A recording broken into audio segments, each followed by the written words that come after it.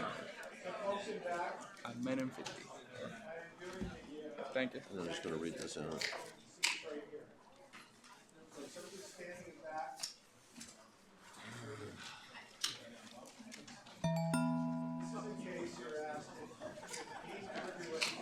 You don't want to do that because then there's Just a going to... second, yeah. Yeah, It's just intent. You want to close your Outlook? I'm all set. So I'm going to go ahead and display it. Okay, thanks.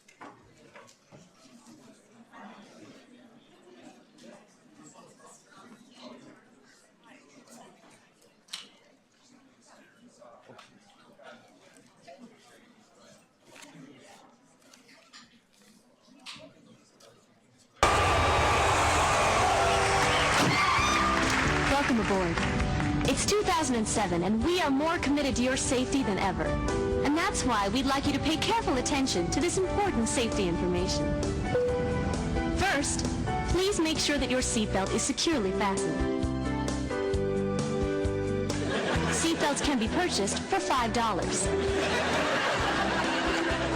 To fasten, insert the metal fitting into the buckle and tighten the buckle by pulling the loose end away from you.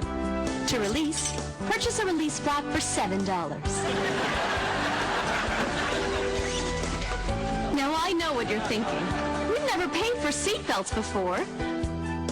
Once we've reached our cruising altitude, your flight attendant may or may not go down the aisle with snacks. If she chooses to, each passenger will be given a single peanut. Lavatories are located at the front and the rear of the airport. Please take a moment to look at your safety pamphlet. The charge for looking at this pamphlet is $3. The charge for looking at this pamphlet and putting it back quickly is $4. Should there be a rapid change in cabin pressure, oxygen masks will automatically drop from the compartment above your seat, free of charge. Place the mask over your nose and mouth. And to start the flow of oxygen, pay your flight attendant $75.63. As always, exact change is appreciated. Now I know that some of you are still concerned about getting there safely. Enjoy your flight.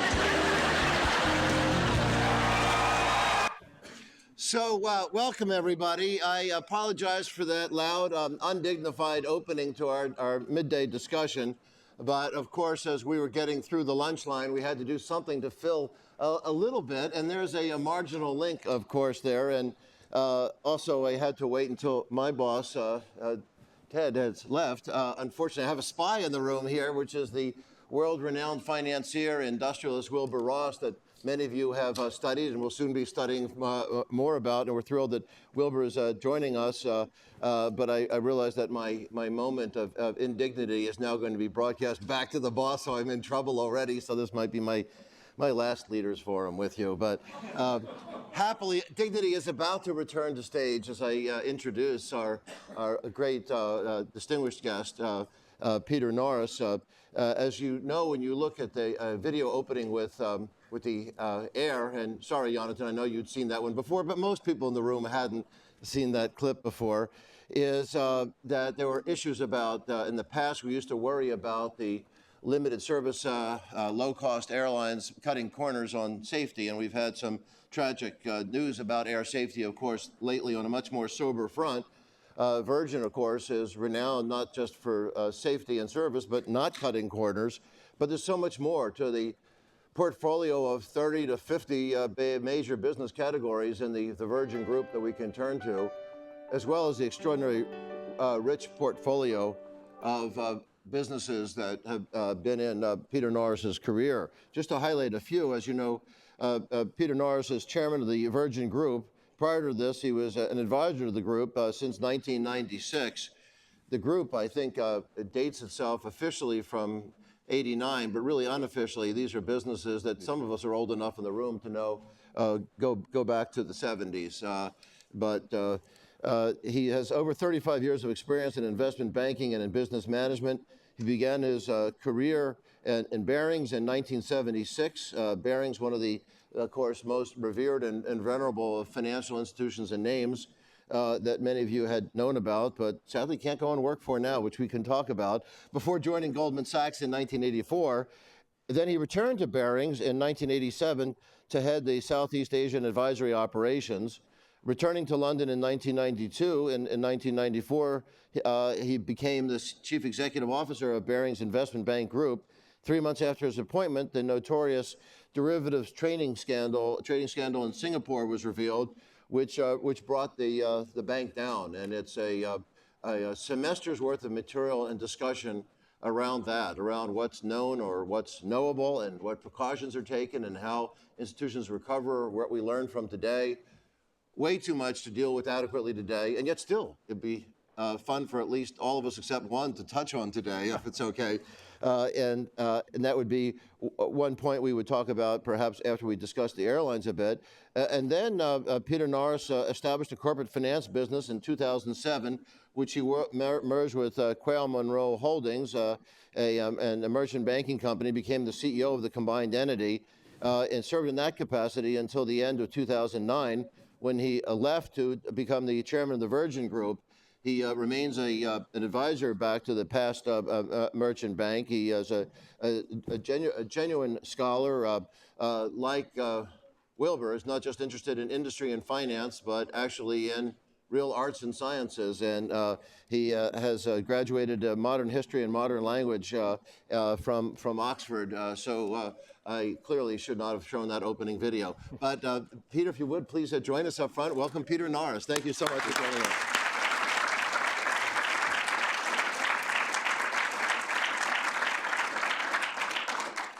And Peter, of course, we'll turn to some questions from the group in case any of the students or our other distinguished guests like Wilbur Ross or welcome Zoe to class.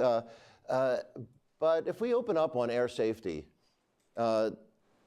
following the tragic news that we saw in the headlines, and we know the old aphorism that the most dangerous part of an air itinerary is the trip to the airport by car, and yet we have seen the beginnings of what is possibly a pattern or possibly just freak incidents. And then we see all kinds of post-9/11 precautionary preventive moves. Are we creating new problems by our reactions? Are we reacting appropriately or overreacting? How do you read what's happening right now in air safety, if you don't mind us starting there? No, not at all. Look, I think the very first thing to say, which you touched on, Jeff, is that air travel is, by any standards, incredibly safe. Statistically, walking across the road or getting on a bicycle or getting in a car is infinitely more dangerous than traveling by air. Having said that, when these incidents occur, they are truly shocking and almost inevitably terminal for all concerned. And safety has to be front and center of any airline's operations. What happened in the French Alps was a very rare event. You've probably read that there have been 13 known cases of commercial airline pilot suicide since 1919, which of course suggests or tells you that this is incredibly rare. Actually, you can probably add a 14th to that, because although we may never know, in fact we almost certainly will never know, the incident in the South Pacific with the Malaysian airliner last year is generally accepted to have, in all probability, been pilot suicide. So that's 2 major incidents in 6 months, which is incredible by any standards. I'm chairman of an airline, and you know, these things keep me awake at night. The reality is that we will never have a totally foolproof way of preventing serious incidents, but you do absolutely everything you can. Our rule at Virgin Atlantic, which is one of our main airlines, is that you always have 2 people on the flight deck, which obviously the the incident in the French Alps, that was not the case. But I think now that will become an industry-wide rule, and that's a good thing. I don't know if that U.S. is consistent with the U.S. rule that your policy, I believe, is consistent with U.S. aviation standards, but I don't know if foreign carriers, non-U.S. based carriers flying into the U.S. have to obey those standards. They don't. I didn't think so, yeah. It's just surprising they wouldn't. But nonetheless, you hear about the engineered solutions, about the reinforced door and all the kinds of seals that keep somebody from breaking in, where apparently, horrifyingly, in these reports, the pilot with an axe couldn't break down that door. That there was a coded bypass of some sort that we're not to know about. So you want to get you in trouble, tell us whatever it is or where it is, somewhere in the kitchen maybe? No. Is that somebody in the cockpit can, by volition, bypass that and invalid. So you just don't want somebody still breaking it. But the other solutions of having air traffic control towers take control of planes to create almost a drone type situation, we don't want that either as a solution, no. I guess, right? No. So, look, I think there is going to be no foolproof solution to this. I think the regulations that were brought in after 9/11 to introduce this cockpit door safety are completely understandable, but you have to have a system which avoids the unintended consequences, which is what we've seen here. So I think that does mean having more than one person on the flight deck at all time. I think the other issue with this latest incident is a much more difficult one, really, which is all about medical reporting. Pilots have to go through regular, rigorous medical assessments, but those are periodic. And in this particular case, it does appear that there were various diagnoses made between assessments which were not reported, but if they had been, it might well have made a difference to whether the gentleman was flying or not. But I remember, and perhaps you and Wilbur are old enough to remember, perhaps I'm just the only ancient guy in the room to recall the old Pan Am China Clipper would have a flight deck that was like a faculty department meeting. You would have quite a number of people in there, and there was a minimum of 3 with an engineer and a navigator and a captain. And I'm surprised that nobody in the Airline Pilots Association suggested that we just have too slender a staff and somehow needed to, it was considered feather bed issues. We used to, for a while, even our trains used to have a Coleman there when we had not had coal for decades, driving the trains, but there's still seen as a safety procedure. But you haven't heard any question about staffing levels beyond having a flight attendant step in. No. Before we move on to other topics, and there actually is a segue from this that is almost as unpleasant. Does anybody have a question on air traffic safety and lessons from recent developments and where we might go as post 9/11 precautions, and nobody who has some brilliant technology solution you would like to sell right now? Yes. It seems like after every airline accident, we're still very dependent on those 2 black boxes, which might or might not be destroyed. I'm not a technology experts, but can we get to the point where airline data is stored in some kind of cloud, and how far away are we from that? I don't think very far. It's a very good point you make. The Malaysian incident, they only actually found out where the plane had gone with some rather profound original research on pings received on the satellite. So the system doesn't exist at the moment. However, the technological barrier to introducing it is not that great.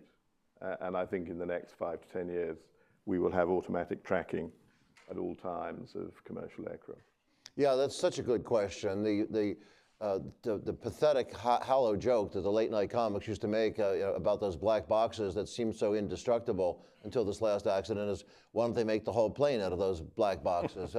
But now we see that apparently it's destroyed or lost. So even the black box was not indestructible. But you wonder why we didn't have some capability for cloud tracking and on that. It'll come. Yeah, very, very good Now, question. question for everybody: would you fly in a commercial, an autonomous commercial airliner? Is that an answer or is that a new question? It's a bait and switch. How many people you wanted to officially get this survey? Yeah, hands up. Who would fly in an autonomous airline? Who would? You really would, with no pilot. Okay. That looked like roughly half. Yeah. Well, I think in your lifetimes that's entirely possible. We'll ask about cars with a different guest, but I worry. You had a related question. Yeah.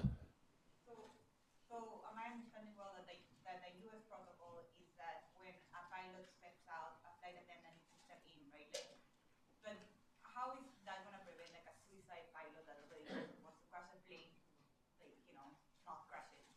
Well, I think the answer is it may not, but you stand a somewhat better chance in the equivalent circumstance of only having the person intending the suicide alone.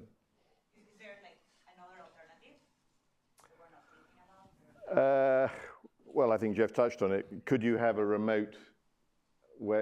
way of overriding the codes remotely? The unintended consequences of that could be pretty profound. So I'm not sure is the answer. We don't know who's in an air traffic control tower in some unfriendly place that wants to take possession of your plane and make a missile of it still, no matter what you want it to do. So yeah, you can find the malevolent response to each of these, which comes us round, if that's okay, to transition to financial services, is as you take a look at these unintended consequences of course, well-intended policy interventions.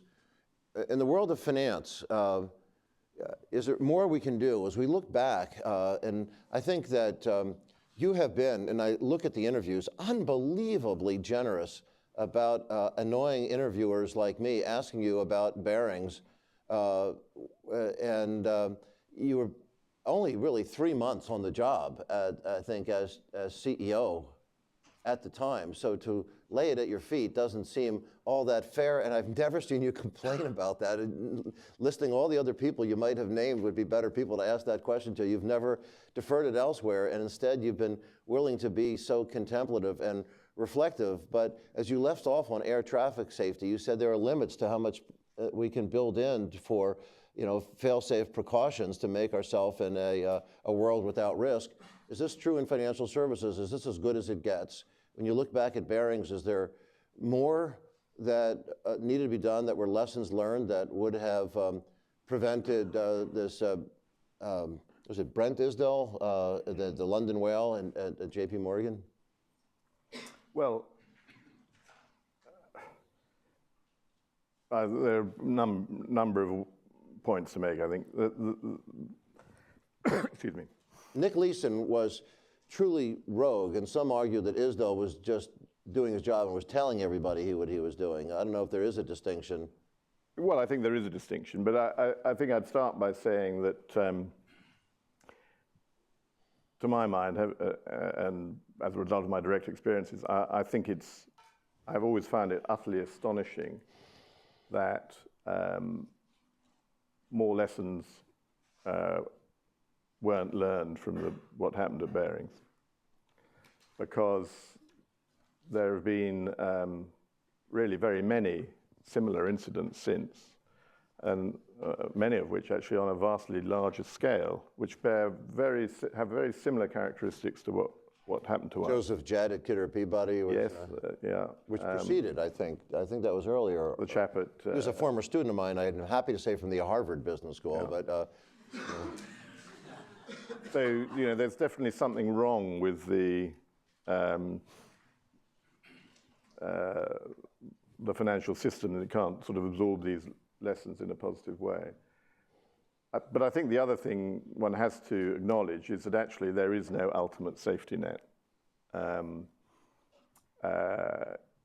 in the end, if somebody is determined enough to commit fraud, they will probably find a way of doing it for at least some period of time. Now, how destructive that turns out to be depends on the individual circumstances. But it's not something that you can wish away or legislate out of the system. And financial services is, unfortunately, uniquely exposed to that fact because of the sheer complexity of many of the transactions that are involved, and the complexity is part of it. I think in Parliament, when a spotlight was put on you, you were very straightforward about the fact, I believe, that the board and many in senior management were not expert in some of the derivatives. No, we weren't. But did that matter? As you look at Freddie Mac, the entire board was expert in those once arcane areas of investment. Similarly, at MF Global, the board has many of the world's leading experts. In fact, at one of these two institutions, a once prominent member of the Yale faculty, not anymore, who is expert in this field. But on mortgage-backed securities at Freddie Mac and a lot of the derivatives at MF Global, you couldn't have more expertise that was on those boards. There's probably more expertise than in our finance department here, seriously. Well, I mean, I think it sort of proves my point in a way. And ultimately, there is no fail-safe here. These incidents are going to happen. The only question is how can you make that the irreducible minimum, rather than, as it has been, certainly over the last 10 years, a rather depressingly frequent occurrence. So that, and I think that speaks to the need really for financial institutions to continue to try and simplify themselves. I took a look at some text as to what ISDEL's message was that went up to the chief risk officer, chief investment officer, who Jamie Dimon had considered a trusted confidant. And what everybody nodded in approval to do were the following instructions: sell forward spread and buy protection on tightening the move. The indices and add existing position. Go long on some belly tranches, especially where defaults may realize. Buy protection on HY and crossover and rallies, and turn the position over to monetize volatility. And the bosses, as with Joseph Jett's Kidder defense, said they all said, sure, go ahead and do that. Now, I've asked friends of ours in this organization what that meant, as they were also asked that they don't know what that meant, but they said, go ahead with it. And Wilbur was at one of our CEO summits where he asked the CEOs, how many people in the room think your company doesn't spend enough in nanotechnology? And 85% said, we're not spending enough in nanotechnology. And we said, how many of you have no idea what the hell nanotechnology is? And we had like 92% said that. Sometimes, and I've been on boards where I don't admit that I don't quite understand the nomenclature whizzing by. Yeah, so, yeah, and I think there's something about that forum that can make it very difficult for individuals to acknowledge ignorance or Have you ever said, I don't understand what you're talking about in a board meeting? Or virtually every board meeting. Good for you. But I think the other thing about, in the financial system, it's not just the board. I think the one other lesson of Barings for me was the really absurd reliance that managements put on some of the analytical tools that are still in common use. The principal culprit, I think, being value at risk analysis, which is still very widely regarded as a benchmark standard in risk analysis. And actually what happened at Barings was that because the fraudulent activity was concealed as offsetting trades between two different exchanges, there was a zero risk weighting. Ridiculous.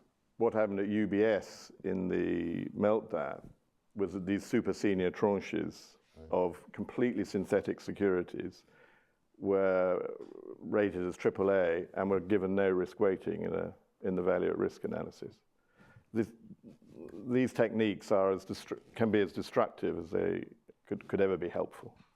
That's a really great example. As some of you may know, and unless Wilbur's going to challenge me and humiliate me in front of all of my friends here, is that there never was legal protection for synthetics until 2000 or so. It's quite recent, and the Commodities Futures Trading Act accidentally rolled all these things into as if they had protection of property. But these side bets upon bets upon bets on future possible conditions were as old as the Silk Road, but we didn't ever have legal protections around some of these kinds of things. So any questions on the financial risk arena before we move on to a new topic? Anybody has an engineered solution that's as precautionary as putting our data in the cloud, which is a great suggestion before? Yes?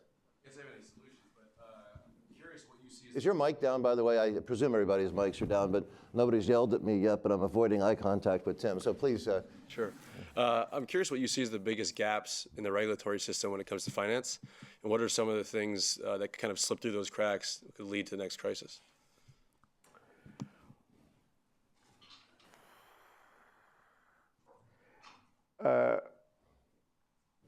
Well, probably still the biggest area, I think, of difficulty in terms of regulation is the interoperability of regulations between countries and regions,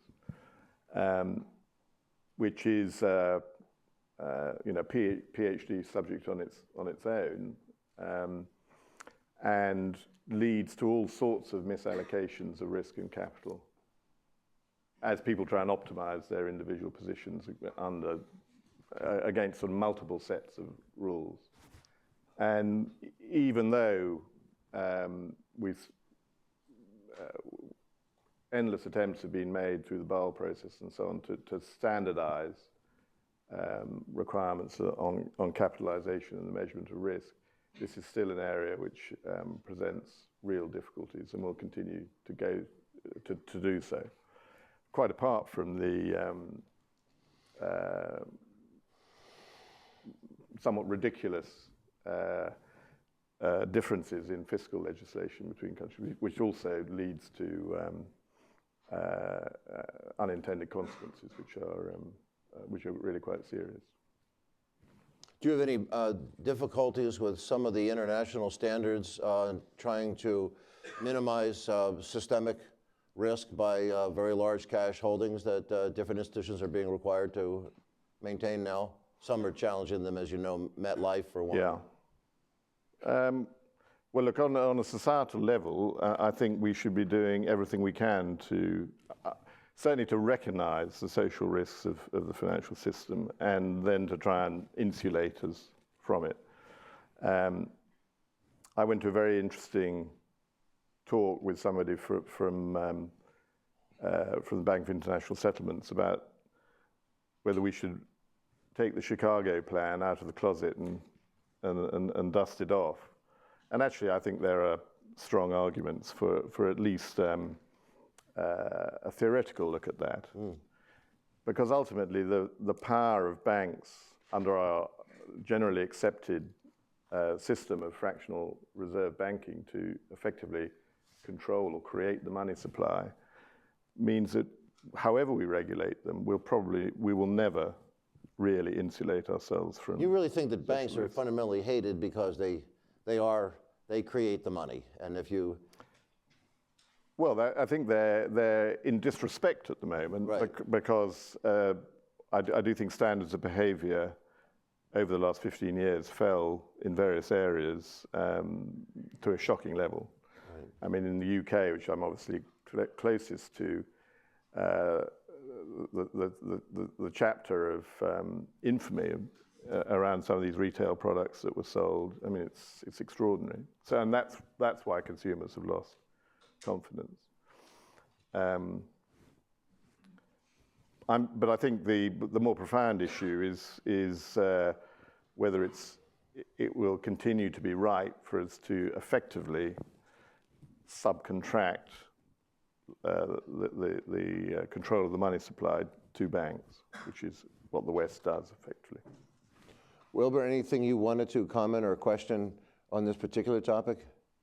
On the tracking question, with merchant vessels on the ocean, we know where the ships are every minute of the day by latitude and longitude to a very precise degree. So I don't understand. Oh, the mic, I'm sorry. I don't understand why it would be very hard at all. I was saying merchant vessels are tracked every single day exactly where their position is. So I don't understand why it wouldn't be quite easy to just put that same system onto the airlines. No, it will happen, Wilbur. Yeah, in the next 5 years. So at a minimum, I think, Lucas, you were looking for mechanical operational data being transmitted, but Wilbur's just saying that just navigational maritime systems can certainly go into the aviation business with instantly, you would think. You wonder why we don't, but maybe the operational data. How about on systemic financial risk questions? Any others want to comment on that? Yes? I have a related question, sorry. So do you think there will be a deflation problem, in the future, considering the oil price is keeping going down and the technology is moving very fast that kind of, decrease the cost for many of the inputs we use, and, we use less and less human power in every major, industry. So do you think, we will have this deflation problem, and how that would affect, the financial services and the other kind of industries? Thank you. I think we're in the middle of a prolonged period of ultra-low inflation to deflation. Now, whether that's a real problem is not yet apparent. The classical theory, which is that it becomes a vicious circle where consumers defer purchases because they believe prices are going to fall. There's no evidence of that happening. So whether it's going to be a significant problem, I don't know. But I think at the moment the evidence is possibly not. But before we leave the financial question, I thought we should make it clear to anybody who had an awareness that within the portfolio of the disruptive great Virgin companies, there is a company called Virgin Money, but it's important to understand who the customers and what the quality of services are that they're providing. That's retail. Right? Yes. In fact, this is a business that Wilbur and we have in partnership, although it's actually a listed company, but together we're 80% or so of the share capital. So some years ago, we decided that the time was right to extend the Virgin brand into retail financial services. And we took advantage, we took advantage of the rather unique circumstances of the global financial crash to purchase the remains of a failed financial institution from the UK government. It was a bank called Northern Rock, which was the run on the Northern Rock, which led to its insolvency, was the sort of official start date of the meltdown in 2007. So we purchased that institution, and we have very ambitious plans for it. As in the UK, we're called a challenger bank. So policy and public opinion really wants a wider choice of financial institution. They want to get away from the old high street names like Royal Bank of Scotland and so on, which frankly failed in the crisis. So we have great ambitions for this institution, but we are determined to keep it very straightforward. Concentrating on the consumer, concentrating on a limited but excellent range of credit products that fit that market, and financing it in a very conservative manner. And I think so far so good. I think we're pleased with the progress we've made, and there are certainly many opportunities for us to grow that business substantially. Wow, it's a great story. Another little case study in itself. We have a case study that is on the Bank of Ireland and Wilbur's role there, and we take a look at some backdrop there, at some stabs at Northern Rock and things. And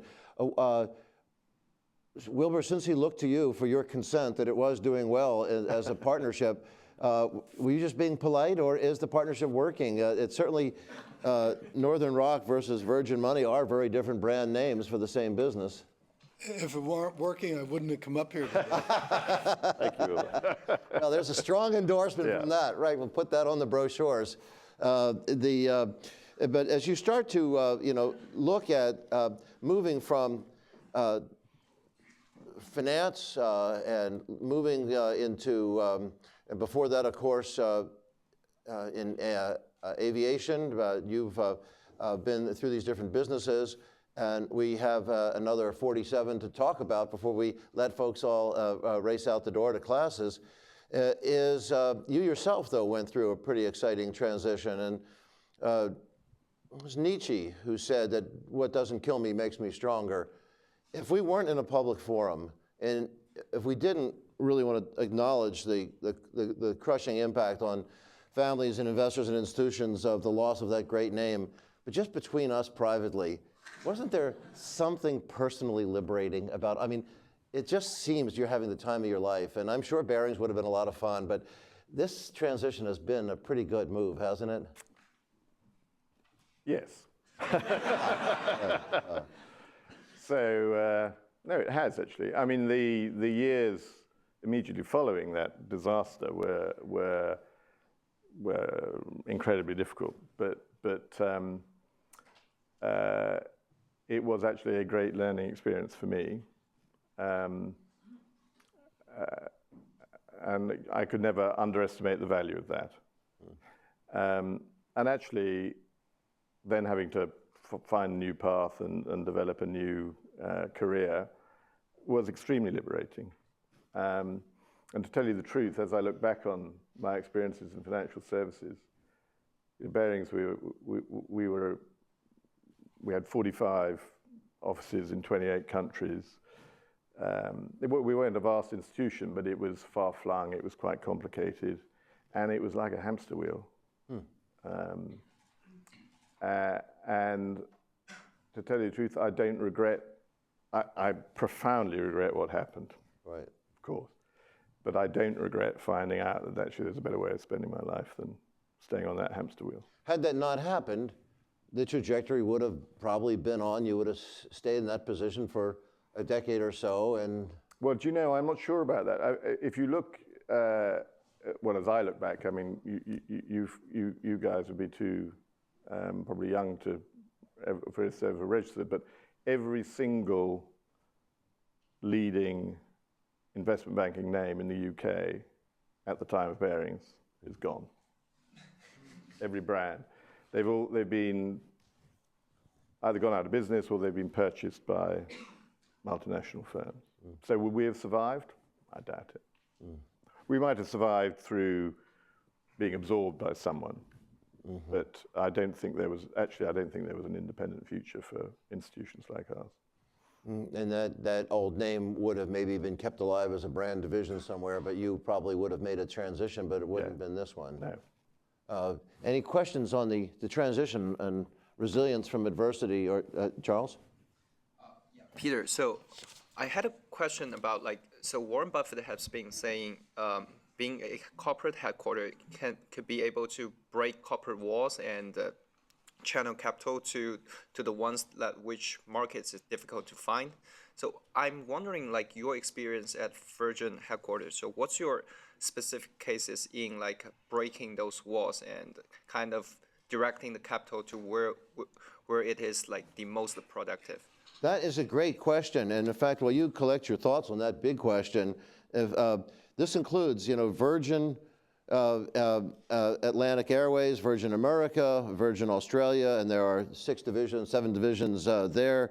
Virgin Balloon Flights, Virgin Books, Virgin Care, Virgin Connect, the Virgin Earth Challenge, Virgin Experience Days, Virgin Galactic, Virgin Gaming, Virgin Green Fund, Virgin Health Bank, Virgin Health Miles, Virgin Holidays, Virgin Hotels, Virgin, as you can see, we're only halfway alphabetically, Virgin, and we talked about Virgin Money just racing ahead, Virgin Mobile, and there are several different Virgin Mobiles, some of them sold off quite successfully into other eager hands, and Virgin Radio, Virgin Vacations, Virgin Voucher, and I was reading every other on that list just so I wouldn't lose the audience. To Charles's point, how do you decide how much to allocate in which of those kinds of businesses, or what other new disruptive technologies or businesses you look for? Well, you can tell by that we're an incredibly disciplined. The elevator pitch is pretty got to be a pretty high tower, yeah. So, it's capable of sounding slightly mad, I suppose, but actually it isn't. And one of our strengths is that we're not a conglomerate holding company. We're not constrained by corporate structure in that way. We're effectively a family office, and so capital is unconstrained. We can apply it literally as we choose. And now we choose mainly to invest in companies which carry the brand and we believe will add to the brand. And we choose to do that in 5 main areas. So despite all of those names, I'll just run you through that. So leisure and travel is one, financial services is another, health and wellness is a third, music and entertainment was the original business, now much smaller. And in the last 10 years, we've added a significant investment, growing investment in not-for-profit as well. And then how did banking and wireless phones and things tie in to this? Well, those were completely separate decisions. And beyond these 5. Yeah. Oh, yeah. So TMT is, sorry, I missed that. TMT is the 5th. The challenge for us as investors is it starts with the brand. Can we find a real brand purpose in what we do? And I don't mean, by purpose, I mean something wider than just gain and profit. It has to be a genuine brand purpose. And very importantly, do we think that in whichever business we choose to invest, that we will actually add to our brand as an employer, not as a consumer brand, but as an employer?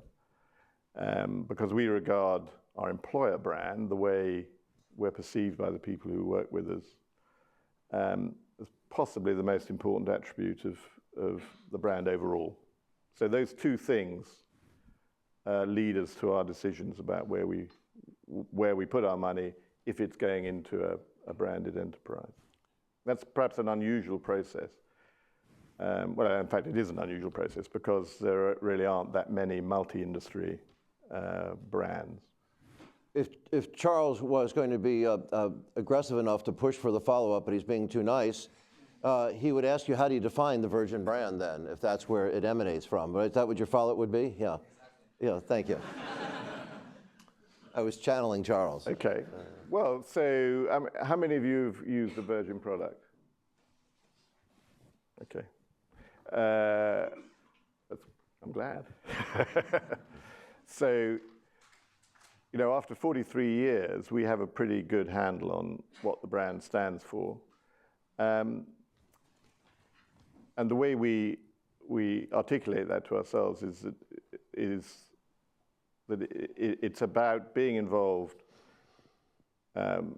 in businesses with a proper purpose on a social level as well as a financial level, where we can essentially surprise and delight customers, not necessarily in a radical way, but in a meaningful way.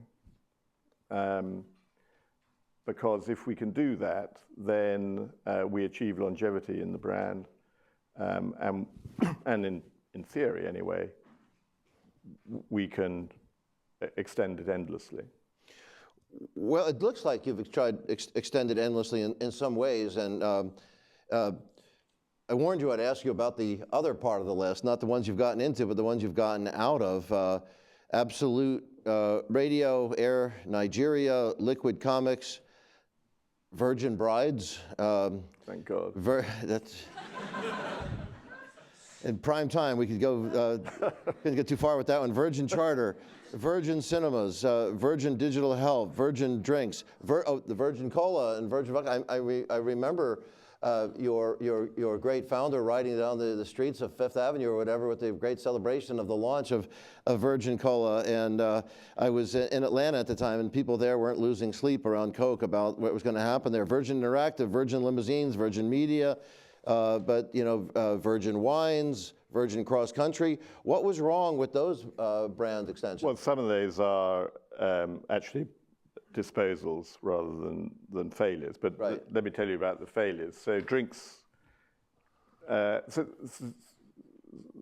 the venture into drinks was a failure. And the reason it was a failure was that actually there wasn't enough about the business where we could possibly make a difference. And therefore it was a mistake to have tried. The reaction from Atlanta was a bit more serious than you described, because they weren't worried about Pepsi when they should have been, though, so I don't know. Well, they actually, so when we launched the business, it very rapidly achieved scale in terms of UK distribution into the multiples. And Coke responded vigorously. And we discovered very rapidly that actually that game is not a game that we could ever have expected to win. What did they do? Was this in terms of space fights? They had incumbency, they had scale, which we didn't yet have, and they had a marketing budget which was larger than the Virgin Group at the time, I'm sure. So that was a salutary lesson in how not to. And Virgin Brides, Virgin Cinema, Virgin Films? Cinema was a very successful business. We pioneered the multiplex model. Probably seems strange to you now, but 25 years ago, there weren't multiplex cinemas until we started them, and we sold that very successfully. Again, it wasn't a business. It was a very successful business, but it wasn't actually one where the brand added very much to the experience. The Virgin Brides was not a competitor to eHarmony, but rather it was a bridal wear, right? Yes. It was clothing, and you thought, has some clothing worked and not? Didn't work. No clothing's right there. Any comments on when to exit? The questions that come up. Yes. Yes. Go ahead, Hassan. Yeah. So I think, Peter, what Jeff is getting at is the fact that when people think of the Virgin Group, to the uninformed, it might look like a conglomerate, but in reality, you're head of a venture capital company, or like you said, a family office. And so the iconic brands that we've talked about, you might have no relation to. For example, Virgin Mobile in the U.S. is just a licensing arrangement. Virgin America, you own less than a quarter of, and then some might be 100%. Is that how does that change the relationship when you're allowing companies in which you have no operational control to define the Virgin experience in countries where the Virgin brand might not be as solidified as it is in the UK, for example? It's a very good question. So we invest very substantially in ensuring that there is continuity of relationship, even where there is no longer equity relationship. There aren't actually that many cases where that's happened, but Virgin Mobile in the US is one. That was a highly successful startup when it started. I think it was the fastest growing, the fastest growth to $1 billion enterprise value in ever, or something like that. It went public. We weren't a controlling shareholder, and Sprint made a knockout proposal so that we were no longer a shareholder. But we have always been, in that case, and a few others like it, we are absolutely religious about maintaining continuity of relationship as it pertains to the development and deployment of the brand. Clearly, if you're an owner, that is a much easier relationship to manage than if you're not. And there are cases, Sprint, as you know, has had its own problems in the market here, and obviously their commitment to their own marketing budgets and the way they want to develop their business makes that a tough relationship, or can make it a tough relationship for us. But in general, we have found that if you're assiduous enough about keeping those relationships going, we have global brand councils in each of our industries where all the companies that use the brand gather 2 or 3 times a year to share experiences. We have a very vibrant online community where all of the campaigns, all of the messaging, all of the brand experiments are shared globally. You can make things work. And I think we've developed probably a deeper knowledge about global licensing across many industries than any other organization out there. It did look like you got out of the mobility holdings for the most part, or into these partnerships in the late 2008, 2009 period. They were clustered around then. I don't know if there was something that was... Well, we pioneered what's called the virtual network model. I'm sure you're all familiar with that.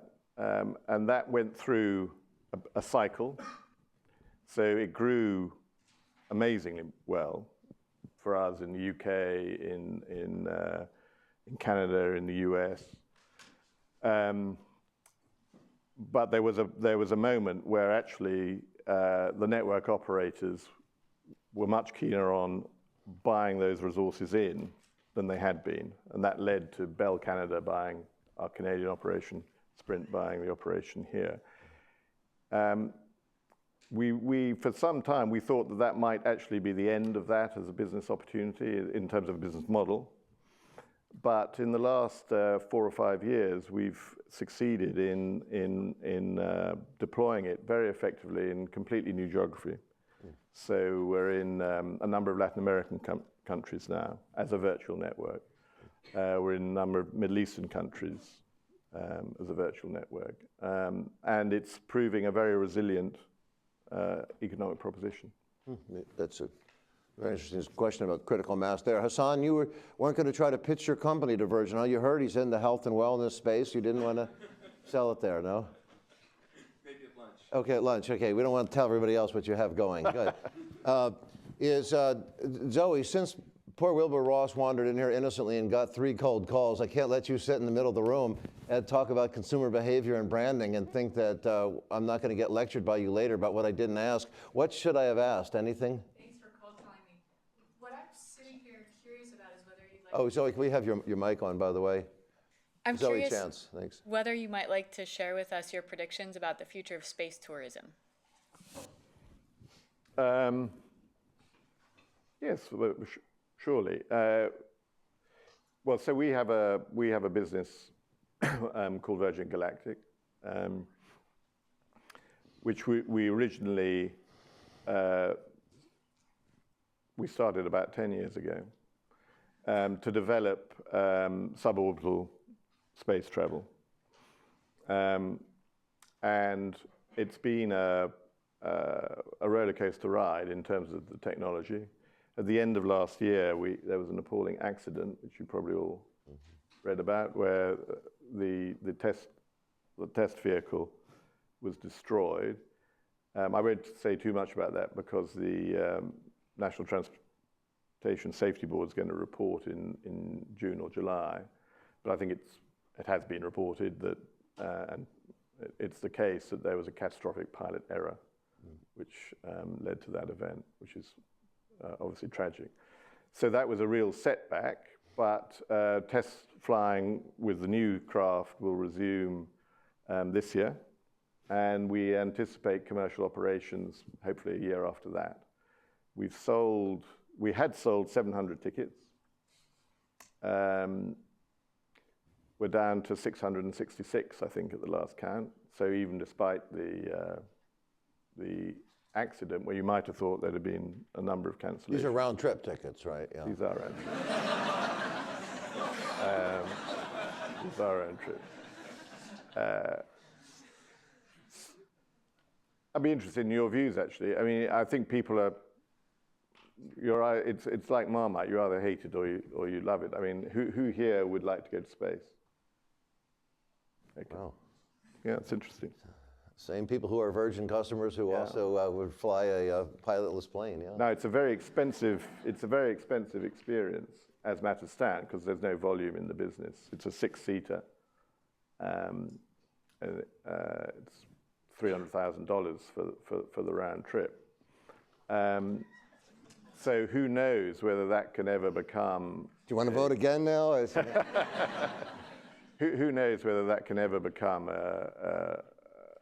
a really viable business. But the segue to it is that there's a second half to this business, which is the very technology we've developed for the space tourism, also serves a commercial business, which is the launch of low Earth orbit or middle Earth orbit satellites, which nowadays are no bigger than your chair. And there are various plans actually, to deploy very large numbers of these satellites. And our technology supports a very economic method of launching these because it's a reusable craft. Moving from outer space to inner space, did you want to say a word or two about the Human Performance Laboratory that we were talking about as you were walking in the offices? Oh yeah, so before I came over here, I spent a very interesting morning at the Human Nature Laboratory, Nicholas Christakis' group. I met Nicholas 2 or 3 years ago when he was giving a talk at Oxford University, and I've been following what he's been doing ever since. I think for any of you who are interested in the social aspects of business and marketing, I would highly recommend getting to understand what they're working on there and the original research they're doing. I think it's absolutely amazing. And I'm pretty sure that some company, maybe ours even, will work out how to use that to make a really significant difference to the way we interact with customers. Well, I'm really glad you wandered by that lab because, as you know, when you were defining the Virgin brand and talking about social impact and purpose, and you're wondering about then the hand votes that you've gotten to your various questions, these people are not pre-selected and screened in any way for this trip. Maybe something in the admissions process as to who comes into Yale, but you are in a home that loves everything that I think just about Virgin stands for. So this is actually authentic votes you're getting. You had a comment or a question? No, I have a complaint. Oh. Well, it's okay. Go on. Is my fly down or something? No. No, I actually wanted to ask about the solar plane. How do you see that affecting the airline business? I'm super excited about it because like my biggest footprint is traveling, my carbon footprint. So I'm really excited about it, and I think... You mean the one that's up there at the moment? The one that was like traveling. Yeah. Yeah. So I was wondering when we expect that to come in and like how it's going to affect... I'm not an engineer, but I think the challenge is about developing that technology in a way which could support a vessel of the size that you'd need for commercial operations. So what they're flying at the moment are very light, tiny capsules, effectively, with very large wings. So I'm not sure about that. We are actually, although I'll just finish on our space operations, we are looking at, probably 10 years out, at point-to-point travel through the outer atmosphere with our craft. So it's London-Sydney in 75 minutes is the estimate. Wow. That's, not enough time for the pilot to even get on board. A lot of times you get to the end of these talks and you see the final minutes and you realize that there was an elephant in the room we didn't talk about. In this case, it's the elephant, if he would forgive me, is not in the room we didn't talk about. And Ralph Waldo Emerson had once said that an institution is but the extended shadow of a person. He actually said but a man, but he meant for a person. There's an extended shadow of a person that you work with as a partner, as a colleague, as a founder. You have a co-CEO arrangement, which you helped to launch. And then we also still have the founder. We have you as the chairman. And how do you divide up the different roles there so that everybody feels engaged? We have seen challenges as Michael Dell and Steve Jobs came back in to correct something which had gone off course and the babies they created, and we're fortunate they did. We saw at Nike, Philip Knight undermine, I thought, a very successful successor. And so how do we guide the successors, the founders, leverage his contributions and still give current leadership a CEO title where they really are a CEO? Well, Richard has always been a master of delegation. That's, I mean, absolutely his style from the word go, really. And over the last 10 years, he's delegated more and more and more. He remains a most active proprietor. And that's essential for the running of everything we do.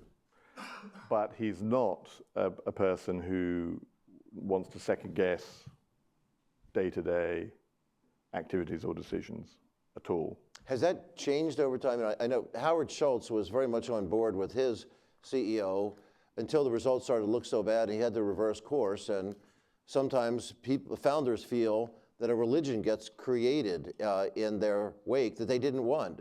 Schultz felt this way at Starbucks, and Dell felt this way at Dell. Sure. Is that nobody can correct the religion other than the founding God themselves, and they say don't. This is not a religion. Well, I think sacred. I think it's different in our case because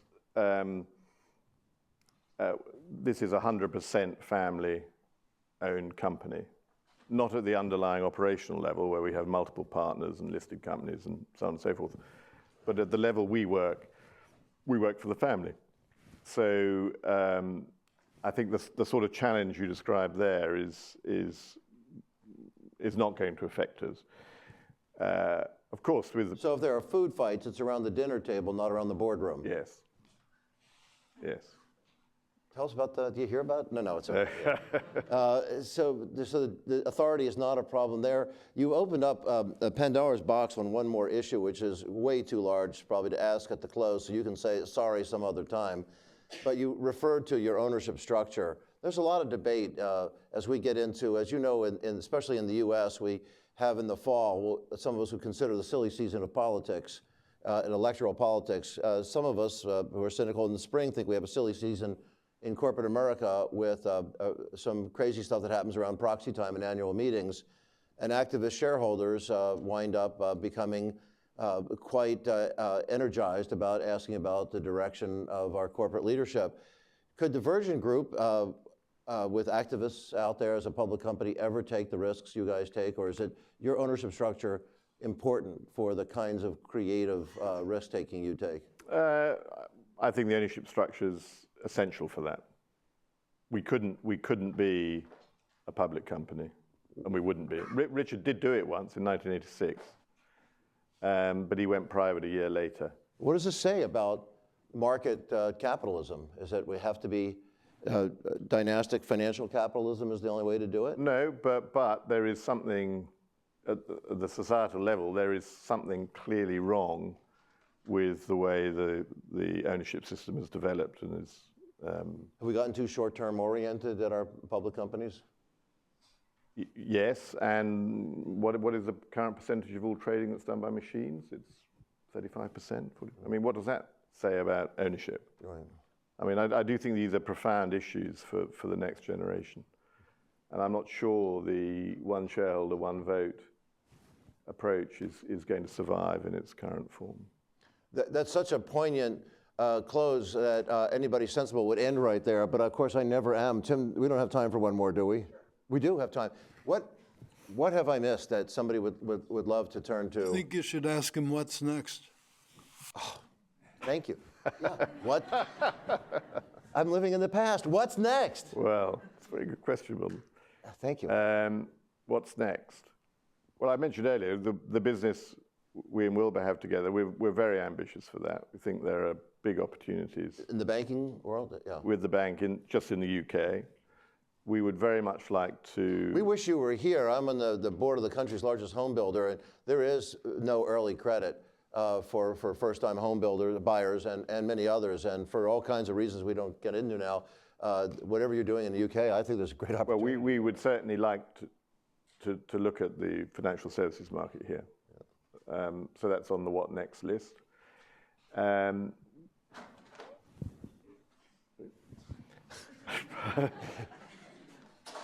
Afraid it was Sir Richard walking in the door. Stop there, don't answer the future. Yeah. Health and wellness, I think, is a very significant area for us. We haven't yet really touched the sides of what I think we can do there. Mm-hmm. So, but in terms of large, imminent investments, we don't have anything on the stocks that's going to, happen shortly. Well, it is sadly at the end of our period. If I'd had the one more question, which I'm not going to ask you, it would just, as you see the radiant joy about what you do and you talk about the different businesses and how you spend your time, I would love to know, and I'll ask you privately or for anybody who gathers around you at the close, what is it you most enjoy about the job as you have it right now? Because I think a lot of us just intuitively, in reading about you, watching you, and seeing you, when we grow up, we would love to be you. So thank you so much for spending the time with us. Not at all. That's our.